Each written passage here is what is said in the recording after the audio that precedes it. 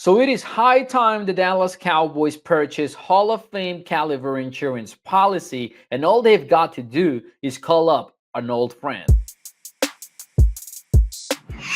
Hey, what's up, everyone? It's Mauricio Rodriguez here at A to Z Sports Dallas on the road. We are talking Cowboys free agency today. That is right. We are almost 2 full weeks into free agency, but there is still some moves that the Cowboys could make. And there is one in particular that I think would solve a problem they have yet to address, would be inexpensive, and it would low key be a low risk, high reward type of gamble, which we have established the Cowboys absolutely love. If we look at their free agency signings so far, the Cowboys have addressed some problems in the trenches. They've reinforced defensive tackle depth. They've added some edge rushers on the offensive side of the ball. They got Rob Jones to improve that interior depth in the O line. Now you're going to have TJ Vass and Rob Jones as kind of your potential swing guards in there.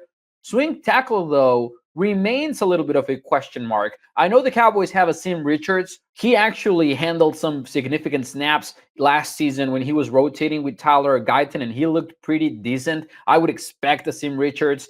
Right now, I think he's a favorite swing tackle, basically, on the Cowboys. But you could get better. And with your setup with Tyler Guyton on the left side and Terrence Steele on the right side, there is some risk, right? We have not seen Tyler Guyton take that next step. And obviously, we're being patient with him because he was always perceived as a project. But that doesn't mean he's going to be a guarantee in his second year in the NFL. And with Terrence Steele, we have not seen his best football in a long while, even though he improved at the later stages of the 2024 season. So this brings me to the proposal of buying some insurance policy, and I'm talking about none other than Tyron Smith. Let's recap what happened last year when the Cowboys allowed Tyron Smith to hit free agency. At the time, I was very critical of the decision. Why? Because I agreed the Cowboys needed a long-term project at left tackle, and I agreed they had to start planning for the future. However, when the Cowboys put themselves in a position where they didn't have a left tackle, it was always going to have to be a project like Guyton. And the problem with that for me was you're not going to have quality tackle play on the blind side protecting Dak Prescott. And that's essentially what ended up happening. So my argument at the time was, let's pay Tyron Smith, still draft somebody in the first round, and have Smith be that bridge player while your rookie develops. And maybe it would take a whole year. Maybe it would have taken until week 9. Or maybe Tyron Smith would have suffered an injury like he did with the New York Jets. But at least by that time, your rookie had developed a little bit more and had more time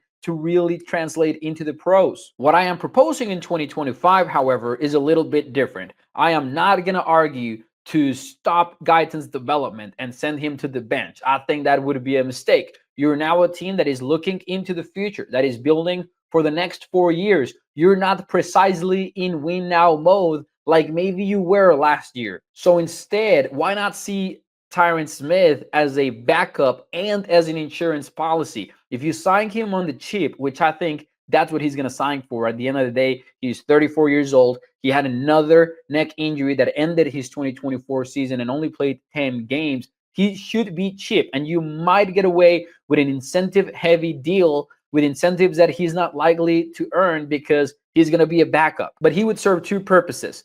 Number one, he would be one of the best backups in the entire NFL, hands down. He might be far from his prime, but if Tyron Smith is your backup left tackle, you are in a good spot, my friend. And number two, he's going to be insurance policy in the event that Tyler Guyton doesn't progress. Now, I'm not saying that's my expectation, but I'm saying that is a risk that right now the Cowboys are taking on. Guyton had his moments as a rookie, but also he had some very, very bad moments and was even benched by the Cowboys multiple times because of penalties, among other things. If for any reason you need someone to step in for Guyton, man, I would love for that to be Tyron Smith. Now, granted, this might not only be a Cowboys decision, right? Because Smith might get himself a market. He might be one of those free agents that is going to wait until the beginning of the season to see if any injuries pop up, and then maybe his price is raised. Or he also might even consider retirement, right? He's at that stage of his career where that is an option every single year.